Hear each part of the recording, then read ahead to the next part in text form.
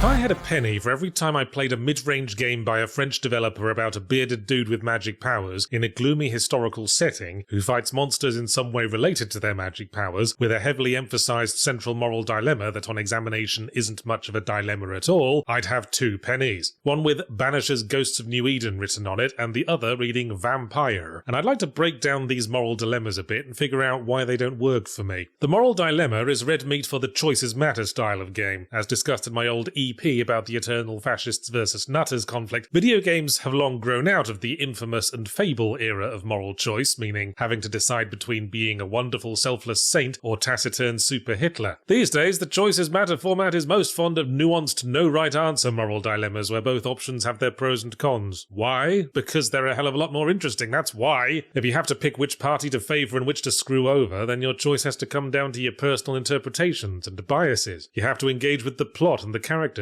Or if you're like me, you just take whatever option pleases the person you're currently talking to because you're afraid of confrontation. Banisher's Ghosts of New Eden appears to be trying to centre around a complicated moral question, but on analysis really just comes back to be good person or be bad person. The story is about 2 ghost banishers who have a very clear and very agreeable philosophy that ghosts need to be banished. It's unnatural for the dead to not move on, and it's harmful to the living people they're clinging to. The entire prologue enforces this over and over again with the tutorial exorcism, amongst other things. But then, one of the ghost hunters, Antea, dies and comes back as a ghost, and her surviving partner, Red, has to decide if he's going to stick with the established routine and exorcise her ghost, or make an exception for his lady love by doing some kind of risky ritual to bring her back to life. Now, already it should be obvious what the narrative considers the good or correct course of action, considering the theme of the dead must move on that has been present since the beginning, that this forbidden ritual business has only just been brought up, and of course, the fucking title of the game. And that's before we learn that the process of the ritual involves murdering several innocent people. Okay, yeah, pack it up, lads. It's just the good and the bad choice again. And as I've said before, that's not an interesting choice. The bad path is rarely narratively satisfying. Most people would only do it out of curiosity to see what happens, and not because they think it'd be the best outcome for the characters, and that reflects a lack of engagement with the plot. What's supposed to create the dilemma is investment in Red and Antea's relationship and wanting them to be happy together again. But you have to exorcise the ghosts of other people's beloved spouses multiple times over the game, so not wanting the same for himself makes Red a hypocrite. And I wasn't convinced that Red having to be alone and a bit sad balanced out the negative consequences of ritual mass murder. But I do think there's a way the dilemma could have worked. In my review, I said it would have been a much harder decision if Red had been replaced with a sad-looking German shepherd, and I was only half joking. The thing about Red is that he's a big strapping bearded Scotsman, who one feels could get by perfectly well without a security blanket. Imagine if he'd been replaced by a character who was physically as well as emotionally dependent on Antea. For example, what if he were replaced by a 6-year-old girl, who will probably die alone of starvation and cold without adult supervision, who might have to exorcise the ghost of their only parental figure through a voice half choked with tears? That'd be an emotional wood chipper. Of course, you'd have to rework the combat, but there's an idea there. Rather than switching between 2 characters who can both fight, you can only fight as Antea, and after her energy runs out, you have to switch to the kid, who can only run away and hide from ghosts until Antea builds her strength back up. Whatever. Banishers was also disappointing as far as plots centralized around a single moral dilemma go, because it felt like a further step back from Vampire, whose central moral conflict also didn't work very well, but was on the cusp of being brilliant. Right on the fucking rim. Because it was a moral dilemma that spanned both story and gameplay. The premise was, you were a doctor who was also a vampire. You had a responsibility to provide care and medicine to a bunch of named NPCs with in-depth backstories, but you also had a side gig beating up monsters and drinking the blood of the living. And the only way to acquire the character upgrades necessary to keep up with the core combat is to occasionally choose one of your patients to murder and consume. What a great idea! Gating progression in the gameplay behind horrible Sophie's choices. It's like if in Overwatch you could only open a loot box by murdering a baby. It forces you to engage with the plot and get to know the characters so you can make an informed choice on who would least be missed. It even makes the character's blood more valuable the more you get to know them, so you're incentivized to murder the people you've gotten closest to for the sake of beating the game. In terms of forcing us to confront the utter callousness of the average player's decision-making in a video game setting, it's right up there with Undertale's genocide path. Or rather, it would have been, were it not for one piddling issue: you don't actually have to kill anyone. See, I smelt a rat early on when the game still gave me the option to not kill the tutorial victim, as much as it insisted I was making my life harder by doing so. It was obvious to me in that moment that not killing anyone at all was how to get the best possible ending, so I didn't. Not a one. And it turned out the game wasn't even that much harder. If anything, the extra challenge made it more interesting. See, the mistake Vampyra made was that for its moral dilemma to work, it had to punish us for not killing anyone. An extra challenge is not punishment. Hell, challenge is what we're here for, isn't it? There's a reason higher difficulty settings are often unlocked as a reward for beating a game. I think I've said before, one of the deadly sins of game design is to treat the removal of gameplay as a reward. Vampyra's moral dilemma is the very foundation of the plot and the central theme of the main character being torn between his need to kill and his duty to heal. When I can just cheekily sidestep it, the entire thing collapses. And it would have been such an easy fix. All the game had to do was stick to its guns. Force us to pick someone to die or we can't continue. If not that, then add some kind of restriction or debuff to combat if you're blood-starved that makes it grueling rather than fun. The stuff of self-imposed YouTube skill challenges. Maybe your health constantly ticks down. Maybe your character keeps randomly stopping in the middle of fighting for a few seconds to clutch his rumbly tummy. Maybe lock out some ability that's essential to the combat like parrying in Sekiro or the ability to turn left. I suppose Vampyra has lived rent-free in my head all these years because I love to see innovative new ways to integrate narrative into gameplay, and this got so fucking close to success it's criminal. And often it's those who reach for the stars and fail that live longer in our memories. That's why I can't quite remember the name of that Norwegian bloke who made it to the South Pole, but I bloody well remember Scott of the Antarctic, even though all he did was come second and then die of frozen husky poisoning.